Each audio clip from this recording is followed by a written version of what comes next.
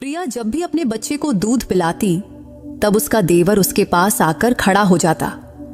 लेकिन प्रिया कुछ कह नहीं पाती थी क्योंकि उसके पति की मौत हो चुकी थी और घर का सारा बोझ उसके देवर पर ही था।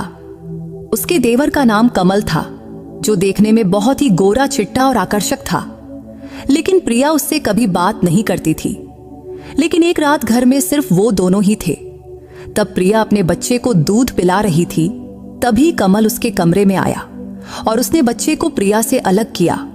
और खुद प्रिया बहुत ही सुंदर थी, इसलिए उसके माँ बाप को उसकी बड़ी चिंता रहती थी। वो इतनी खूबसूरत थी कि कोई भी उसे देखकर मोहित हो जाता। इसीलिए उसके माँ बाप ने उसके 18 साल के होते ही रिश्ते ढूंढने शुरू कर दिए थे।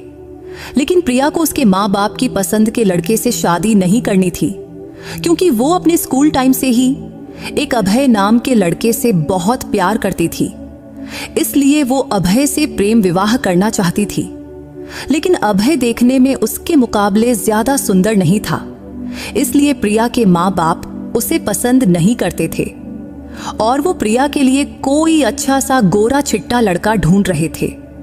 वैसे प्रिया के पिता का स्वभाव बहुत सख्त था, इसलिए उन्होंने प्रिया से पहले ही कह दिया था कि अगर तूने अभय से शादी की तो इस घर के दरवाजे तेरे लिए हमेशा के लिए बंद हो जाएंगे। वहीं अभय के घर वाले इस शादी से खुश थे। अभय की माँ कहती थी कि प्यार करना कोई गुनाह थोड़े है। अभय के घर में वह, उसकी माँ और उसका छोटा भाई कमल रहते थे। प्रिया चाहती थी कि उसकी शादी अभय से शांतिपूर्वक हो और दोनों परिवारों की रजामंदी से हो, लेकिन ऐसा नहीं हुआ। इसलिए किसी वजह से उसे अपने परिवार के खिलाफ जाकर शादी करनी पड़ी। शादी करके जब वो अभय के घर पहुंची तो उसकी सासू ने उससे दिलासा दिया, बेटी तू बिल्कुल चिंता मत कर, धीरे धीरे सब ठीक हो जाएगा। लेकिन प्रिया की सासू माँ को यह भी पता था कि प्रिया के पिता का गुस्सा कभी नहीं जाएगा, क्योंकि प्रिया की एक छोटी बहन थी, उसका नाम था रिया, और उसके पिता चाहते थे कि प्रिया की जल्दी से किसी अच्छे लड़के से शादी हो, फिर रिया की। लेकिन प्रिया के प्रेम विवाह से अब रिया की शादी में मुश्किलें आ सकती थीं, जबकि प्रिया सोचती थी कि अभय से शादी करके वो खुशहाल जिंदगी बिताएगी। लेकिन उसे क्या पता था कि उसके नसीब में कुछ और ही लिखा था।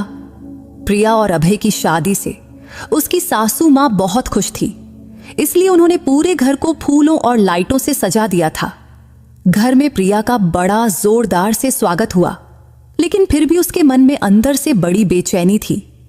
वैसे हर लड़की की शादी से पहले ये डर रहता है कि ससुराल वाले कैसे होंगे, और प्रिया ने तो परिवार के खिलाफ जाकर ये शादी की थी। और शादी से पहले प्रिया की सासू माँ से उसकी एक बार मुलाकात हुई थी, लेकिन फिर प्रिया ने खुद को तसल्ली दी कि जो होगा अच्छा ही होगा। अभय मध्यम वर्ग के परिवार से था, लेकिन जब प्रिया शादी करने अपने ससुराल पहुंची तो उसकी सासू माँ और देवर ने उसका बड़े प्यार से स्वागत किया। इस तरह प्रिया की अभय से शादी का सपना पूरा हो चुका था और अब उसकी सुहाग रात थी। तो प्रिया के मन में हर लड़की की तरह ढेर सारी इच्छाएं थीं और आज वो सब पूरी होने वाली थी। जब प्रिया कमरे में जाने वाली थी तभी उसकी सासू माँ ने उसके हाथ में दूध का गिलास थमाया और कहा, ये हमारी रीत है, अभय आएगा तो दोनों मिलकर पीना। तब प्रिया को अपनी सासू माँ की बात समझ आ गई तो वो शर्माकर हामी भर दी। फिर वो कमरे में चली गई। अंदर जाकर देखा तो पूरा कमरा फूलों से सजा हुआ था। तो उसने दूध का गिलास टेबल पर रखा और बिस्तर पर जाकर बैठ गई। भले ही प्रिया की अभय से प्रेम विवाह हुई थी, लेकिन उसके मन में थोड़ा बहुत डर तो था ही। हालांकि शादी से पहले वो अभय से खूब बातें किया करती थी, लेकिन आज उसे समझ नहीं आ रहा था कि क्या कहे। तब प्रिया अपने पति अभय के कमरे में आने का इंतजार कर रही थी। वो चुपचाप बिस्तर पर बैठी थी, लेकिन उसके मन में कई सारे ख्याल चल रहे थे। थोड़ी देर बाद अभय कमरे में आया। उसे देखते ही प्रिया के दिल की धड़कनें तेज हो गईं। माथे पर पसीना छलकने लगा। आते ही अभय धीरे से उसके पास आकर बैठ गया और बोला, क्या हुआ प्रिया, आज तू बहुत घबराई हुई लग रही है। तब अभय समझ गया था कि प्रेम विवाह होने के बावजूद भी प्रिया के मन में परिवार की चिंता थी, इसलिए उसने प्रिया का हाथ पकड़ा और कहा, मैं तुझे वचन देता हूं प्रिया, मैं पूरी जिंदगी तेरे साथ रहूंगा और तुझे हमेशा खुश रखने की पूरी कोशिश करूंगा और तेरी आंखों में एक भी आंसू नहीं आने दूंगा। अभय की बातें सुनकर प्रिया उसे बड़े प्यार से देखने लगी थी, क्योंकि अभय की आंखों में उसके लिए अपार प्यार दिख रहा था। इसलिए अब उसके मन का डर भी कहीं गायब हो गया था। तभी अभय ने उसे गले लगाया और लाइट बंद कर दिया। फिर अभय ने अपना होंठ प्रिया के होंठों पर रख दिया। इसके बाद दोनों ने एक दूसरे से ऐसा प्यार किया जिसे शब्दों में बयां करना मुश्किल है। अगली सुबह कमरे के दरवाजे पर ठक ठक की आवाज से प्रिया की नींद टूटी, तो उसने दरवाजा खोला तो सामने उसकी सासू मां खड़ी थीं। उसकी सासू मां ने कहा, प्रिया बेटी, आज चेहरा दिखाने की रस्म है, जल्दी तैयार होकर नीचे आ जाओ और हां, अभय को भी उठा देना। सासू मां के जाने के बाद प्रिया ने दरवाजा बंद किया और अभय को उठाने लगी, लेकिन अभय को आज नींद से उठने का बिल्कुल मन नहीं था। तो वो बोला, प्लीज प्रिया, थोड़ा और सोने दो ना, तू भी आ जा और सो जा। ये कहते हुए उसने प्रिया को फिर से अपनी बाहों में खींच लिया। तभी प्रिया ने हड़बड़ाते हुए कहा, नहीं नहीं, मां अभी आई थी, कह रही थी कि चेहरा दिखाने की रस्म शुरू करनी है, इसलिए हमें जल्दी तैयार होकर नीचे जाना पड़ेगा। तब उसने एक सांस में सब बता दिया। लेकिन अभय आज कुछ ज्यादा ही रोमांटिक मूड में था, इसलिए उसने प्रिया की एक न सुना और उसे फिर से बिस्तर पर खींच लिया और अपना प्यार लूटाने लगा। थोड़ी देर बाद उसने प्रिया को छोड़ा। तब प्रिया नहाने चली गई। नहाकर लौटी तो उसने एक सुंदर सी साड़ी पहनी। फिर अभय भी नहाकर तैयार हो गया। फिर दोनों हॉल में पहुंचे। वहां सारे मेहमान उनकी प्रतीक्षा कर रहे थे। पहले दोनों ने साथ में नाश्ता किया, फिर चेहरा दिखाने की रस्म शुरू हुई। प्रिया को देखने वाली हर औरत उसकी खूबसूरती की तारीफ कर रही थी। रस्म के दौरान प्रिया ने गौर किया कि उसका देवर कमल उसे कुछ अजीब नजरों से देख रहा था, लेकिन उसने सोचा शायद ये उसका वहम होगा, क्योंकि उसने आज पहली बार उसे ठीक से देखा था। प्रिया का वो दिन बहुत ही व्यस्त था, लेकिन वो बहुत खुश थी, क्योंकि उसने शादी को लेकर जो सपने देखे थे वो आज पूरे होते दिख रहे थे। क्योंकि प्रिया के मन में हमेशा एक डर रहता था कि कहीं उसके इस सुख को किसी की नजर न लग जाए, लेकिन उसने कभी नहीं सोचा था कि उसका ये डर सच हो जाएगा। वैसे अभय को अक्सर ऑफिस के काम से दूसरे शहर जाना पड़ता था। हालांकि तब शादी के बाद सब कुछ ठीक चल रहा था, लेकिन शादी के 7 महीने बाद अभय एक बार फिर ऑफिस के काम से बाहर गया हुआ था। लेकिन रास्ते में उसका एक भयानक हादसा हो गया, जिसमें उसकी मौके पर ही मौत हो गई। वो दिन प्रिया के लिए जिंदगी का सबसे काला दिन था। ये खबर सुनते ही प्रिया का होश उड़ गया। तब उसे यकीन ही नहीं हो रहा था कि अभय अब इस दुनिया में नहीं रहा, क्योंकि उसका मन ये मानने को तैयार ही नहीं था। क्योंकि अभय तो हमेशा कहता था कि वो इस रिश्ते को 7 जन्मों तक निभाएगा, फिर वो उसे इतनी जल्दी कैसे छोड़ सकता था। उस शाम को जब अभय का पार्थिव शरीर घर लाया गया तो उसे देख प्रिया का दिल टुकड़े टुकड़े हो गया। उसकी सासू भी अपने बेटे के लिए फूट फूट कर रो रही थी। प्रिया के मायके वालों को जब ये खबर मिली तो पुरानी बातें भूलकर वो भी अभय के अंतिम संस्कार के लिए आए। तब प्रिया रोते रोते अपनी माँ बाप से कह रही थी, माँ, आपके आशीर्वाद के बिना मेरी शादी सफल नहीं हो सकी। उसके माँ बाप ने उसे गले लगाते हुए कहा, नहीं बेटी, माँ बाप अपने बच्चों से चाहे कितना भी नाराज हों, वो उन्हें कभी बद्दुआ नहीं देते। लेकिन ये भी सच है कि नसीब में जो लिखा है उसे कोई बदल भी नहीं सकता। फिर सभी की मौजूदगी में अभय का अंतिम संस्कार पास के श्मशान में किया गया। इसके 3 दिन बाद प्रिया के माँ बाप अपने घर जाने की तैयारी करने लगे।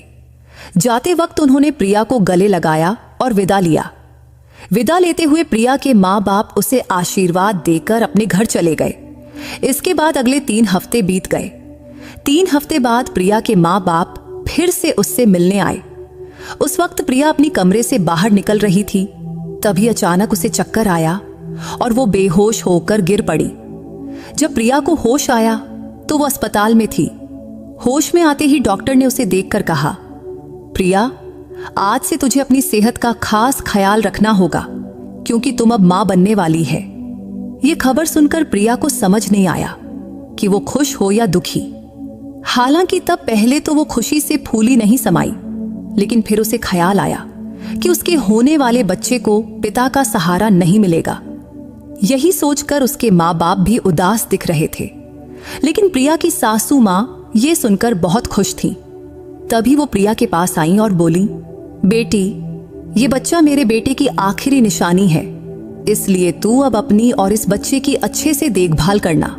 जब प्रिया को अस्पताल से घर लाया गया तो उसकी सासू माँ ने उसकी नजर उतारी और फिर से उसका स्वागत किया। इतने दिनों बाद उसकी सासू माँ के चेहरे पर हंसी देख प्रिया का मन भी खुश हो गया। लेकिन जब प्रिया के माँ बाप उसे अपने साथ ले जाने आए तो ये खुशी का माहौल दुख में बदल गया। तब प्रिया के माँ बाप ने कहा, प्रिया, तू अभी बहुत छोटी है, तेरे सामने पूरी जिंदगी पड़ी है और अकेले इस बच्चे को पालना तेरे लिए बहुत मुश्किल होगा, इसलिए तू इस बच्चे का गर्भपात कर दे। इसके बाद हम तेरा फिर से किसी अच्छे घर में ब्याह कर देंगे। ये सुनकर उसकी सासू माँ का चेहरा लटक गया। फिर वो बोली, ये बच्चा मेरे बेटे की आखिरी निशानी है। प्रिया बेटी, तू गर्भपात मत करना। तब अपनी सासू माँ का अपने बेटे के लिए प्यार देख प्रिया के मन में भी अपने बच्चे के लिए ममता जाग उठी। फिर उसने अपने माँ बाप से कहा, भले ही अभय अब नहीं है, लेकिन मैं ये घर कभी नहीं छोड़ूंगी और मैं अपनी बाकी जिंदगी अपने बच्चे के सहारे बिताऊंगी। इस पर प्रिया के पिता गुस्से में बोले, तू अभी बहुत छोटी है, इसलिए अकेली औरत के लिए इतने छोटे बच्चे को पालना आसान नहीं, क्योंकि आगे चलकर इस बच्चे की पढ़ाई और खर्चे तू अकेले कैसे संभालेगी। ये सुनकर उसकी सासू माँ बोली, समधी जी, आप इसकी जरा भी चिंता मत करो। अगर ये बच्चा इस दुनिया में आया तो मैं अपने छोटे बेटे कमल की शादी प्रिया से करवा दूंगी। ये सुनकर प्रिया हैरानी से अपनी सासू माँ की तरफ देखने लगी, क्योंकि उसने कभी नहीं सोचा था कि उसकी जिंदगी उसे इस मोड़ पर लाएगी। लेकिन अब उसके पास कोई और रास्ता भी नहीं था। ये सुनकर प्रिया के माँ बाप भी संतुष्ट हो गए और बोले, ठीक है, अगर प्रिया की शादी आपके छोटे बेटे से हो रही है तो हमें कोई ऐतराज नहीं। ये कहकर उन्होंने प्रिया को आशीर्वाद दिया और अपने घर चले गए। अपने माता पिता के जाने के बाद प्रिया चुपचाप अपने कमरे में गई और अभय को याद करके रोने लगी। अब वो सोच रही थी कि अगर आज अभय जिंदा होता तो अपने बच्चे की खबर सुनकर कितना खुश होता, लेकिन उसके नसीब में ऐसा कुछ लिखा होगा ये उसने कभी नहीं सोचा था। लेकिन अब उसे अपने बच्चे के लिए जीना था। ये सोचकर प्रिया ने अपनी सेहत का ज्यादा ख्याल रखना शुरू किया। वो पौष्टिक खाना खाने लगी और फिट रहने के लिए हल्का फुल्का व्यायाम भी करने लगी। चूंकि अभय के जाने के बाद अब घर का खर्च उसका देवर कमल उठा रहा था। वो एक बड़ी मल्टीनेशनल कंपनी में काम करता था और उसकी तनख्वाह भी अच्छी थी। हालांकि प्रिया उससे ज्यादा बात नहीं करती थी, क्योंकि वो हमेशा अपने काम में व्यस्त रहता था। लेकिन कमल को देखकर प्रिया के मन में कई बार सवाल उठता कि क्या सचमुच वो उससे शादी करेगा। लेकिन अभी उसके मन में कमल के लिए कोई भावना नहीं थी। तब वो सिर्फ अपने बच्चे के लिए ये शादी करने को तैयार थी। उसके प्रेगनेंसी के दौरान उसकी सासू माँ दिन रात प्रिया की सेवा करती थी। वो उसे घर का कोई काम नहीं करने देती थी। ऐसे ही 9 महीने बीत गए और प्रिया की डिलीवरी का दिन आ गया। फिर उसने एक प्यारे से बेटे को जन्म दिया। अपने नन्हे नातू को देख प्रिया की सासू माँ की खुशी का ठिकाना नहीं रहा। उन्होंने पूरे मोहल्ले में पेड़े बंटवाए। 5 दिन बाद जब प्रिया को अस्पताल से घर लाया गया तो उसकी सासू माँ ने उसका और नातू का फिर से बड़े प्यार से स्वागत किया। बेटे के जन्म की खुशी में प्रिया के माँ बाप भी उससे मिलने आए। वो अपने साथ प्रिया के लिए साड़ी और बच्चे के लिए ढेर सारे कपड़े और खिलौने लाए। ये सब देख प्रिया बहुत खुश हुई, लेकिन फिर वो अभय की याद में खो गई और वो सोचने लगी कि अगर आज अभय होता तो वो भी अपने बेटे के लिए ढेर सारे कपड़े और खिलौने लाता। ये सोचते हुए उसकी आंखों से आंसू बहने लगे। तभी प्रिया के माँ बाप ने उसकी सासू माँ से कहा, अब प्रिया की डिलीवरी हो चुकी है, तो जैसा आपने कहा था, अब आप अपने छोटे बेटे कमल की शादी प्रिया से करवा दीजिए। इस पर प्रिया की सासू मां ने जवाब दिया, आप लोग बिल्कुल चिंता ना करें, मुझे अपना वादा भली भांति याद है, क्योंकि प्रिया की सासू मां ने कहा था कि वो जल्द ही प्रिया की शादी अपने छोटे बेटे कमल से करवा देंगी। इसके बाद कुछ दिन ऐसे ही बीत गए, लेकिन अब प्रिया को चिंता सताने लगी कि कहीं ऐसा ना हो कि कमल इस शादी से मना कर दे, क्योंकि प्रिया ने आज तक कमल के मुंह से अपनी शादी के बारे में कुछ नहीं सुना था। ये बात उसने सिर्फ अपनी सासू मां के मुंह से ही सुनी थी। इसलिए अगर कमल ने शादी से इनकार कर दिया तो प्रिया कहां जाएगी और उसे और उसके बच्चे को कौन स्वीकार करेगा? यही चिंता अब उसे दिन रात सता रही थी। एक रात प्रिया पानी पीने के लिए उठी और किचन की तरफ गई। तभी उसे अपनी सासू मां के कमरे से बातचीत की आवाज सुनाई दी। तो प्रिया चुपके से अपनी सासू मां के कमरे के पास गई और दरवाजे पर कान लगाकर सुनने लगी। तब उसकी सासू मां कमल से उसकी और प्रिया की शादी की बात कर रही थी, लेकिन कमल शादी से मना कर रहा था। वो अपनी मां से कह रहा था, प्रिया मेरी भाभी है, तो मैं उससे शादी कैसे कर सकता हूं?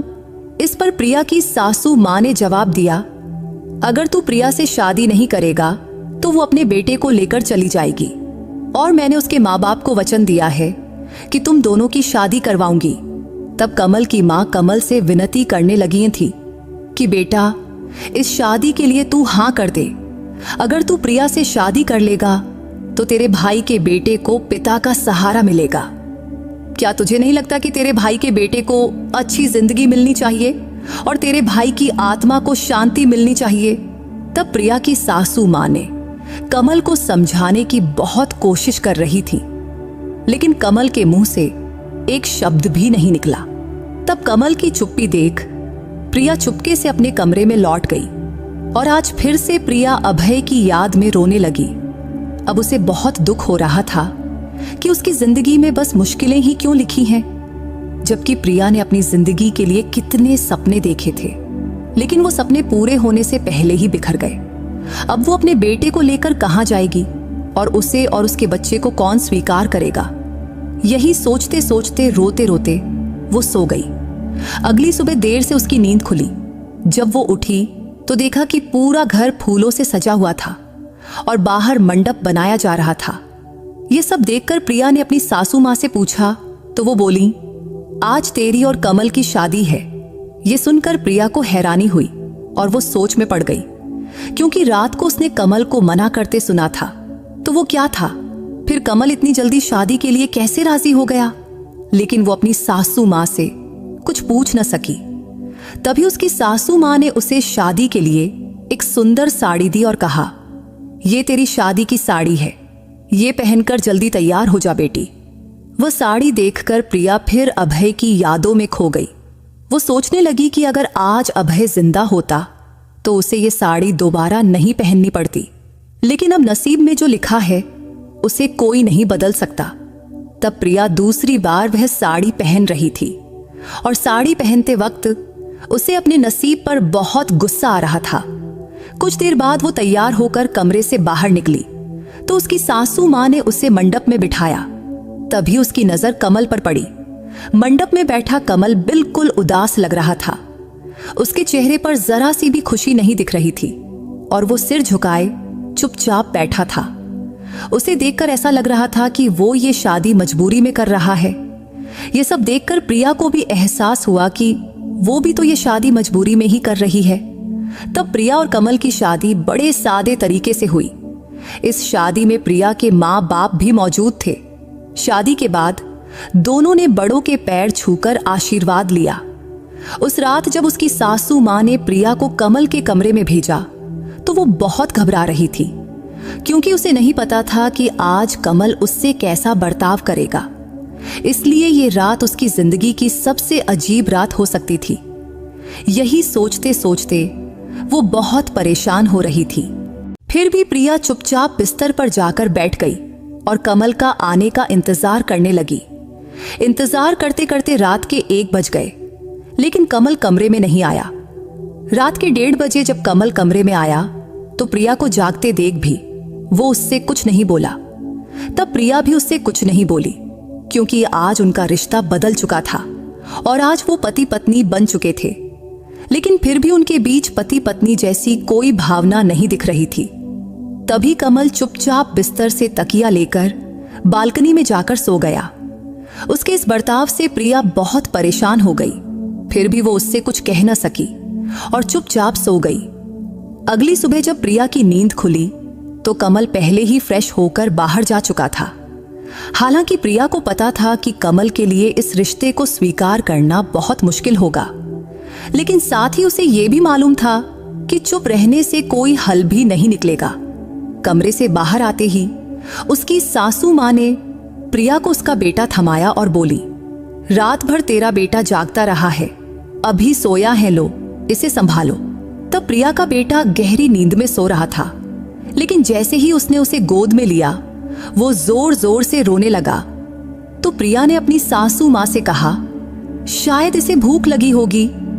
इतना कहकर प्रिया अपने बच्चे को लेकर कमरे में चली गई।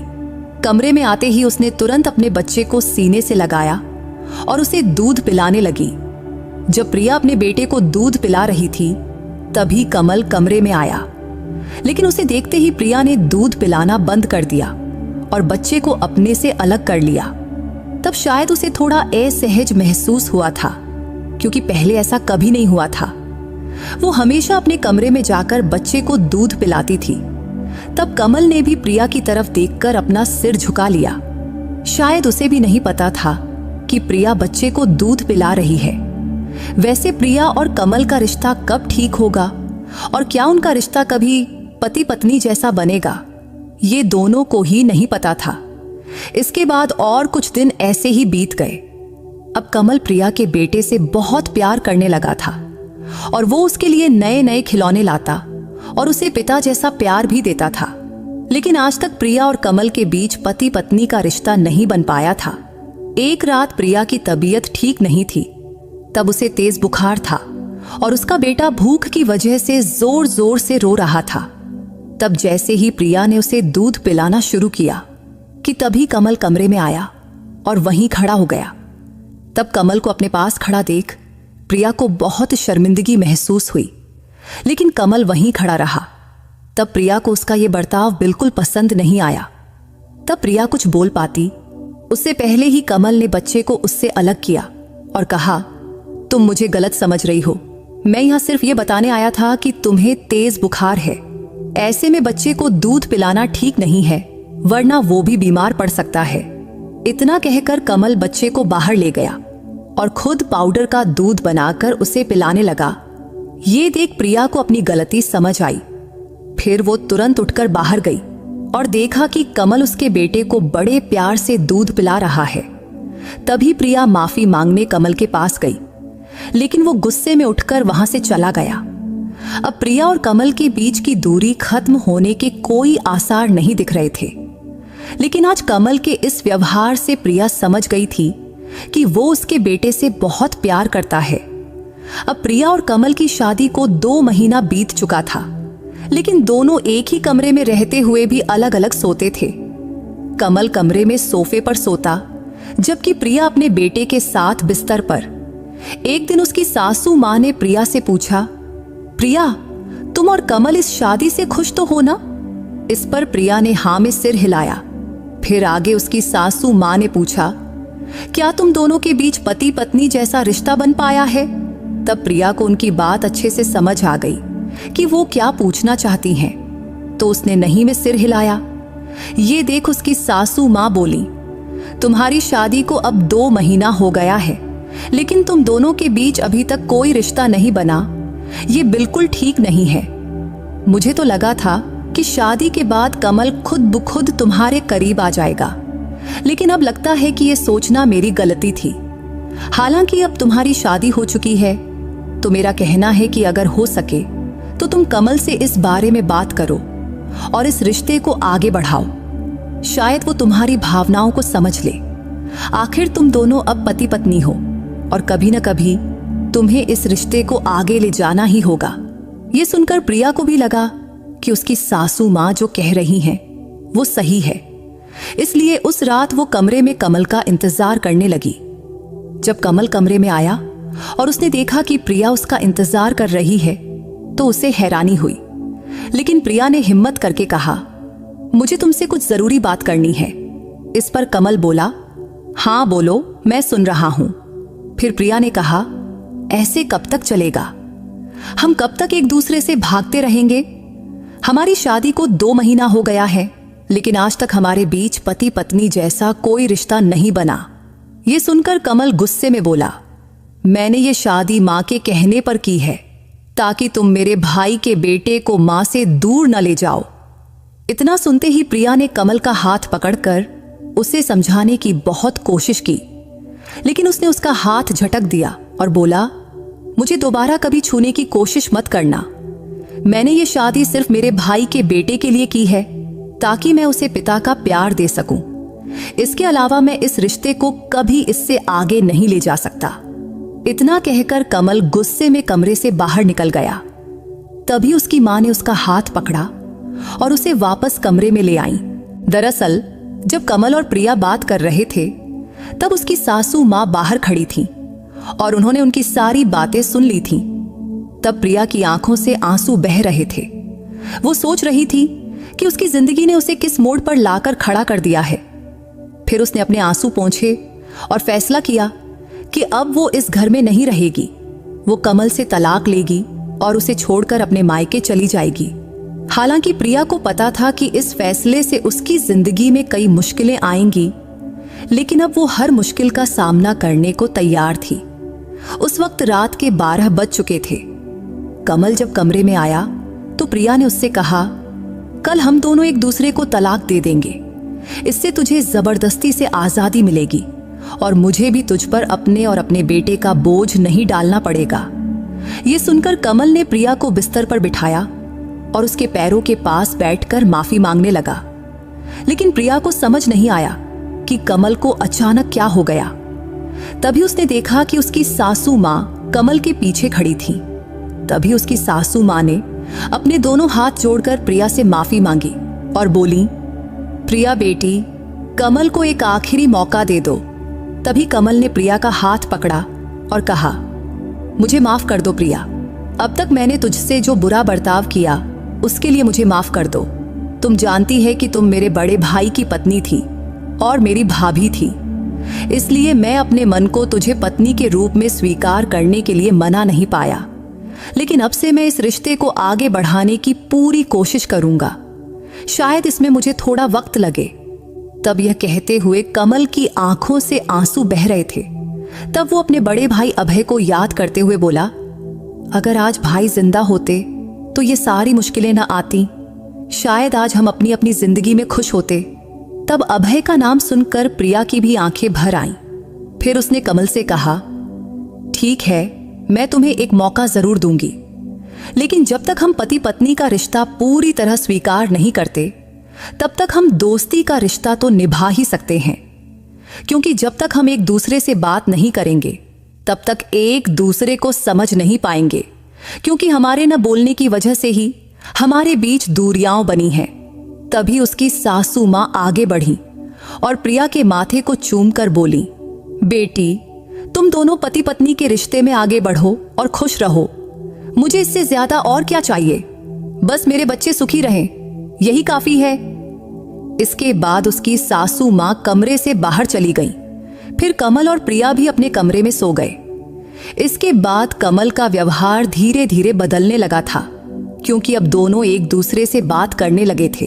फिर जल्द ही प्रिया और कमल के बीच की दूरियां खत्म हो गईं और वो दोनों धीरे धीरे एक दूसरे के करीब आने लगे। एक दिन कमल प्रिया को बाहर घुमाने ले गया। तब पहली बार प्रिया कमल के साथ उसकी बाइक पर बाहर घूमने गई थी। उस दिन कमल कभी बाइक धीरे चलाता तो कभी अचानक तेज रफ्तार में ब्रेक मार देता। जब वो तेज रफ्तार में ब्रेक मारता तो उनके बीच का फासला कम हो जाता और प्रिया उसके करीब आ जाती। लेकिन जब प्रिया की नजर बाइक के शीशे पर पड़ी तो उसने कमल के चेहरे पर एक शरारती मुस्कान देखी।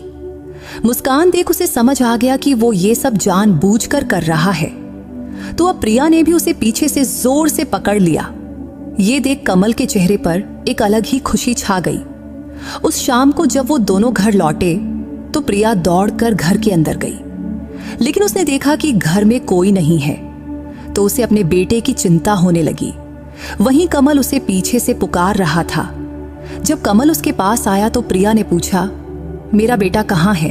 तो कमल ने जवाब दिया, तुम उनकी जरा भी चिंता मत करो प्रिय, माँ और बच्चे वो दोनों मासी के घर गए हैं और कल सुबह तक वापस आ जाएंगे। इसके बाद कमल प्रिया को अपने कमरे की ओर ले गया।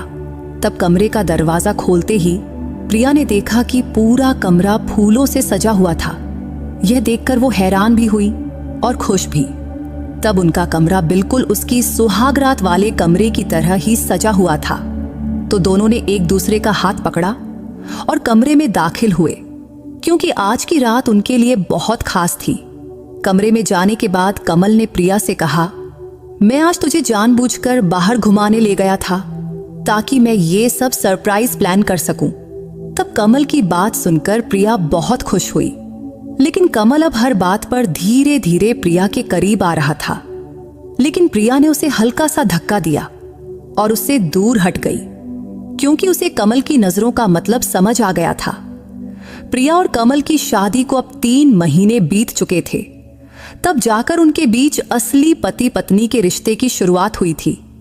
कमल ने प्रिया का हाथ जोर से पकड़ा और कहा, इस रिश्ते को मैं मरते दम तक निभाऊंगा। प्रिया ने कमल के मुंह पर हाथ रखकर कहा, प्लीज कमल, अब से कभी मरने की बात मत करना। ये कहते हुए उसकी आंखों में आंसू आ गए। तभी कमल ने कहा, ठीक है बाबा, अब से ऐसा कुछ नहीं बोलूंगा जिससे तुम्हारी आंखों में आंसू आए। मैं ये नहीं कह सकता कि जो हुआ उसे भूल जाओ, लेकिन मैं वचन देता हूं कि अब से तुम्हारी आंखों में एक भी आंसू नहीं आने दूंगा। इतना कहकर कमल ने प्रिया को अपनी बाहों में लिया और कमरे की लाइट बंद कर दिया। आज उनकी जिंदगी की नई शुरुआत हुई थी, क्योंकि उनके बीच की दूरियां अब प्यार में बदल गई थीं और दोनों इतने करीब आ चुके थे कि एक दूसरे के दिल की धड़कनें साफ सुनाई दे रही थीं। तो दोस्तों, अगर आपको प्रिया की ये कहानी पसंद आई हो तो इस वीडियो को लाइक और चैनल को सब्सक्राइब करना मत भूलना। फिर किसी नई कहानी में मुलाकात होगी। बाय।